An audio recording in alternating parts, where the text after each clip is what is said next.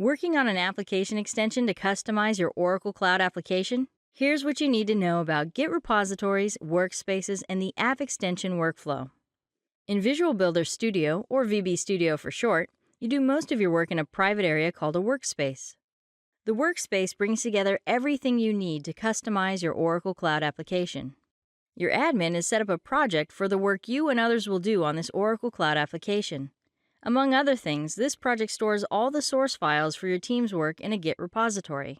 You have a copy of those files in your workspace, but the project's copy is always the source of truth. Each of your team members has a workspace with a copy of the files too.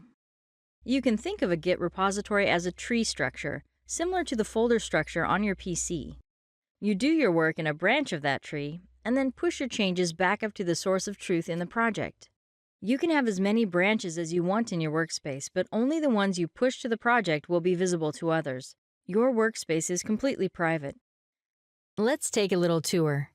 Notice the header in Visual Builder Studio. The name of your workspace is My Workspace.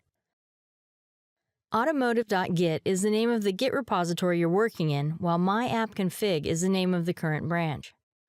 If you were using a sandbox, which you need only when you want to expose unpublished business object changes in your UI, its name would appear here. These fields help you keep oriented to your work.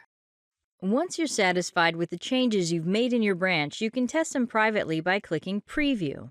After your testing is done, you'll want to share it with others who can review and test further. To do this, click Share, which creates a URL you can give to your testers. If you're using a sandbox, be sure to pass along the name of the sandbox to your testers as well. Once everyone signs off on your work and you're ready to push it up to the project to make it public, just click Publish. Depending on how your admin has set things up, you may be asked to create a merge request before you can push your changes.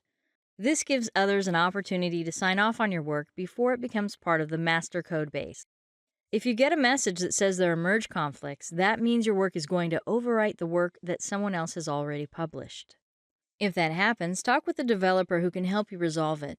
Then just click Publish again to continue. That's it. Thanks for watching. Learn more at docs.oracle.com.